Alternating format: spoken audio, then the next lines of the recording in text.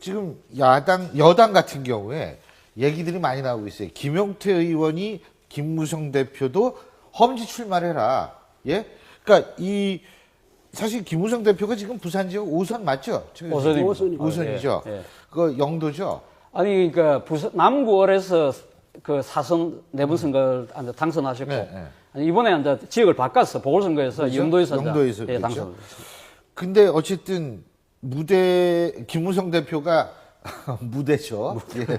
김무성 대장의 약자 김무성 대표가 이런 얘기했습니다. 전 제 지역구 주민들에게 심판을 받도록 하겠습니다. 이게 어떤 얘기라고 생각하십니까? 험지 나가십시오라고 얘기를 했는데, 예.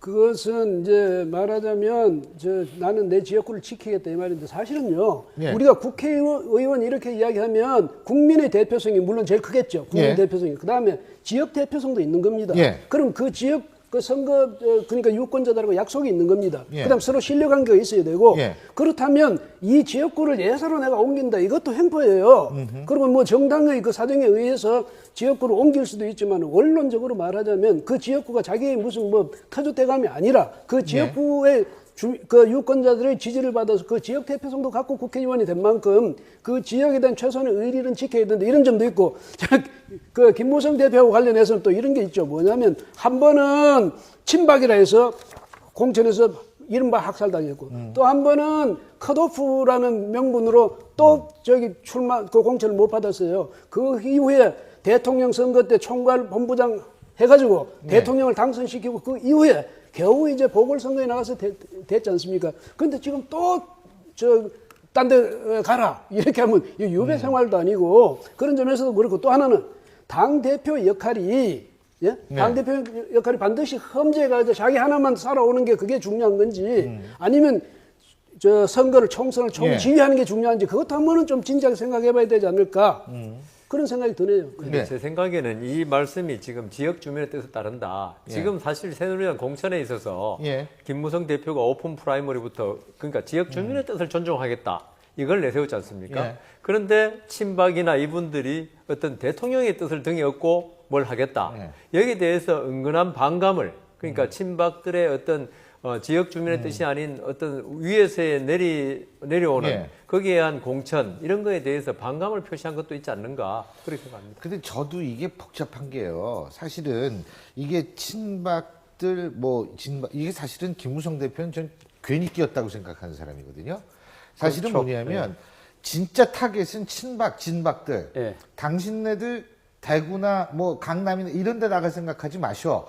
그러면서 자, 김무성 대표 당신도 험지에 나가야지 라고 이게 얼떨결에 끼었다고 봐요. 진짜 타겟은 전 친박, 진박이라고 친박이죠. 생각하거든요. 사실은 지금 오늘 이야기한 분도 사실은 이 비박계지 않습니까? 맞습니다. 비박계거든요. 사실은 그러니까 타겟은 제가 봤을 때는 김무성 대표라기보다는 김무성 대표가 험지에 출마하는 그런 모습을 보임으로써 소위 말해서 지금 안방에 가서 꽃가마 타려고 하는 그런 친박들의 행보를 발목을 잡겠다는 하나의 그런 포석이라고 보이고 사실은 그 김무성 대표 입장에서 보더라도 본인이 설사 험지에 적지에 가더라도 본인이 등 떠밀려서 가는 것보다는 본인이 본인의 찬 결단에 의해서 간다든지 또 하나는 효과를 극대화할 수 있는 시점에 아마 결단을 하든지 그런 식으로 가겠죠. 그렇기 때문에 그 김무성 대표도 아마 제 생각에는 지금 이제 만약에 친박이 소위 말해서 낙하산식으로 내려온 상황이라면 본인이 앞장서서 아마 험지로 가시지 않을까 그런 생각이 듭니다. 그리고 사실은 이제 박근혜 대통령이나 청와대 입장에서 볼 땐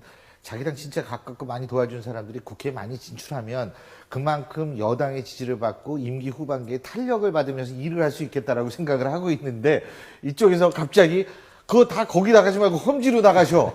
이렇게 되니까 사실은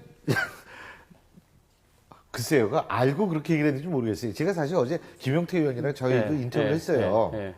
제가 물어본 게 그럼 김문수 전 경기도지사 같은 경우에는 대구에 출마를 하려고 그러는데 그럼 그분도 대구 말고 딴 데로 나가야 되는 거 아니냐 그랬더니 거기는 험지에 속한다 지금 굉장히 흔들리고 있다 이렇게 얘기를 하는데 그게 험지의 기준이 전 뭔지 잘 모르겠어요. 사실 그것도 있고 저희가 생각할 때는요 이른바 친박들이 만약에 자기들 원하는 데 가서 편하게 돼가지고 오는 거 그것은 이제 막기 위해서 정말 했다고 할 수도 있지만 또 하나는 뭐냐면 친박이라는 분들이 스스로 그 자가 발전을 해가지고 예. 대통령의 뜻하고는 상관없이 내가 친박이다, 진박이다 이래가면서 나는 어디 스스로 그렇게 찍어가지고 지금 그 세도 정치를 하려는 그런 건 없느냐. 그래서 대통령의 진위를 분명히 파악하기 전에 대통령하고 당하고 이렇게 전쟁을 시키는 것도 이 당에서 이른바 친박이라는 사람들 또 비박이라는 사람들 도리가 아니다. 그래서 알겠습니다. 뭐냐면요. 간단하게 해서 상향식 공천을 하게 되면요. 그